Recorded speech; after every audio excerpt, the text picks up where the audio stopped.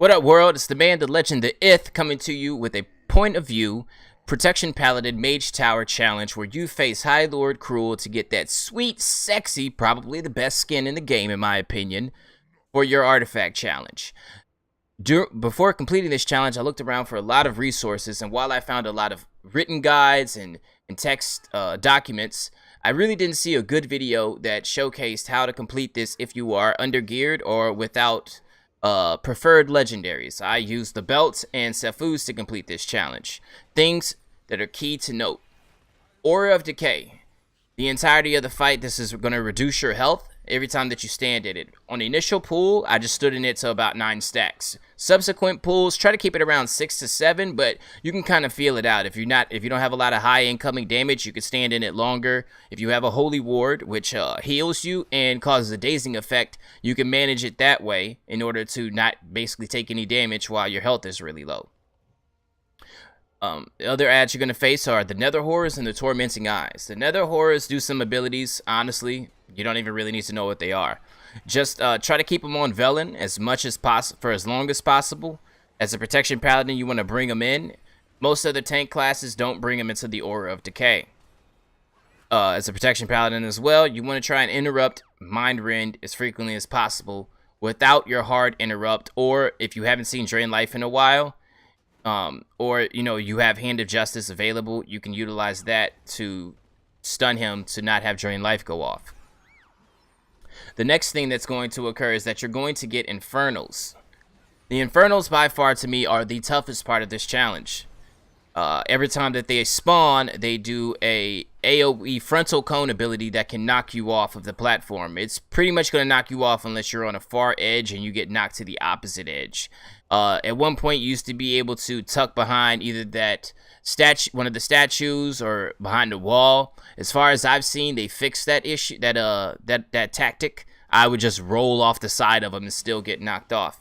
So if you're struggling with them, a tip that I can give you, I haven't seen any other videos, is that rune you just saw, you can stand in it, and it slows down while they're reforming. Because as you see, you'll knock them down to 0 HP, but through the course of the fight, they'll begin to rebuild. You can stand in it, and it'll just hold it off.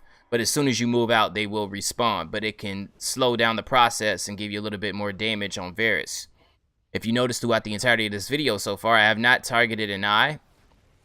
I say only do that if it's really overwhelming, but for the most part, you can face them, and you should be able to DPS Varus quick enough for it not to be an issue whatsoever.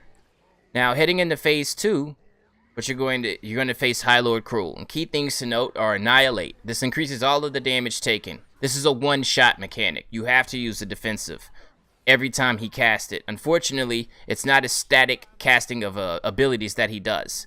So as you saw, he did Annihilate and he backed it up with a Twisted Reflection.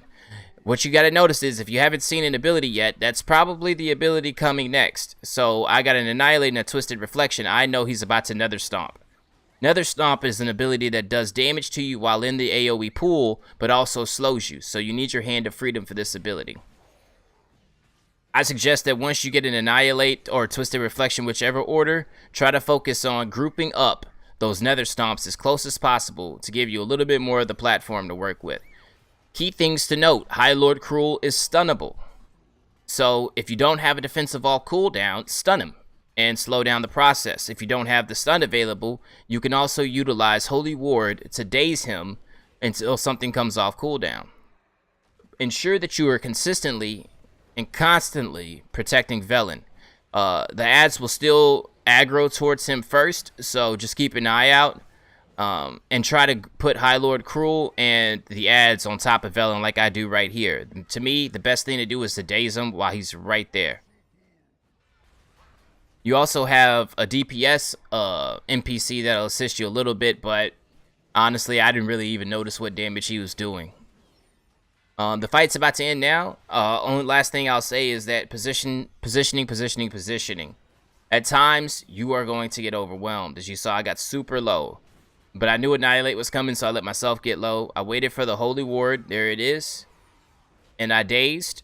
But position yourself. That ruin right behind right here is the only surface or wall I've seen that protects you from getting knocked off. So to me, it was really hard for me always towards the end of the fight, the last 5%. So I ensured I positioned myself at that point to not get knocked off. Once again, this video has been brought to you by the man, the legend, the Ith. When in doubt, Corgis out. Represent. Shout out to Wowhead for the assistance of creating this guide with their document information, and to the Paladin Discord, FAOV, Faov, I believe is how you pronounce it. He assisted me while I attempted to complete this challenge. Once again, if you liked the video, shoot that thumbs up below, leave a comment, like, or subscribe. And you can catch me on twitch.tv/chosen12k6.